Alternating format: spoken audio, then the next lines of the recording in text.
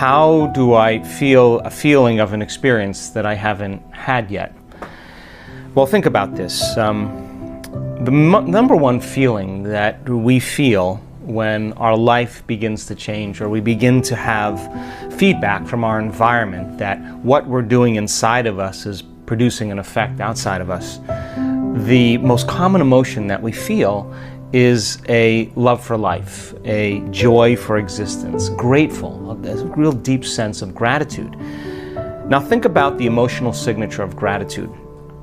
The emotional signature of gratitude means that something has already happened. When you receive something, or when you're given something, or you are in the process of receiving or have received it, you give thanks.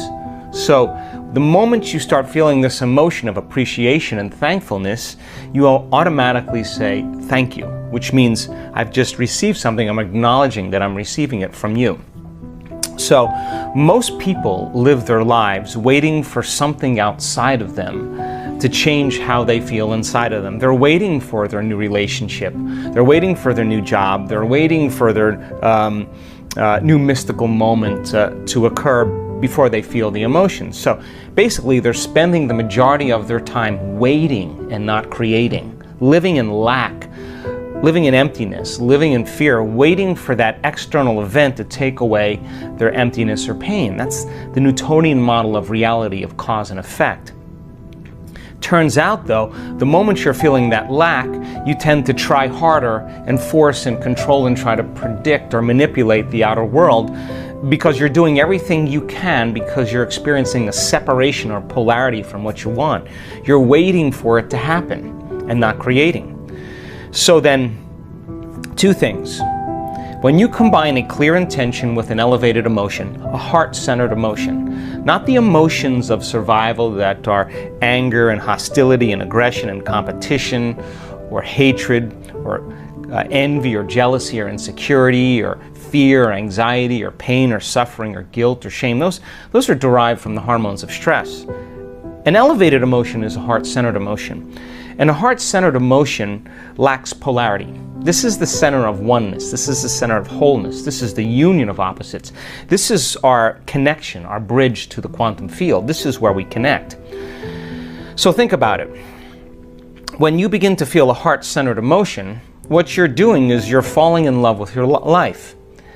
So your body is your unconscious mind. It does not know the difference between an experience that creates an emotion and an emotion that you're creating by thought alone. Your body is believing it's living in that future reality in the present moment. Now think about this.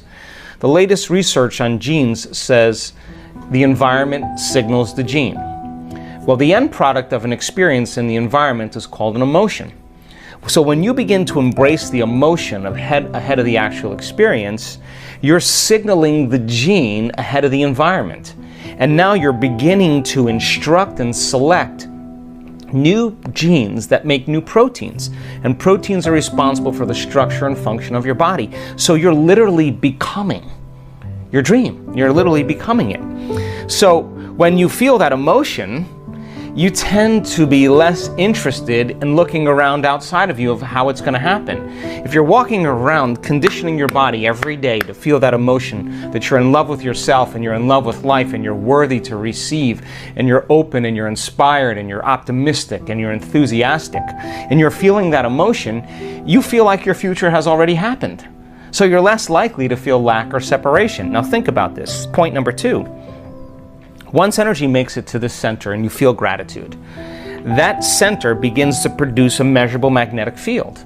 That's a frequency, that's energy, and all frequency carries information. So now you can lay the thought of your new relationship on that frequency, and now you're broadcasting a whole new electromagnetic signature into the field.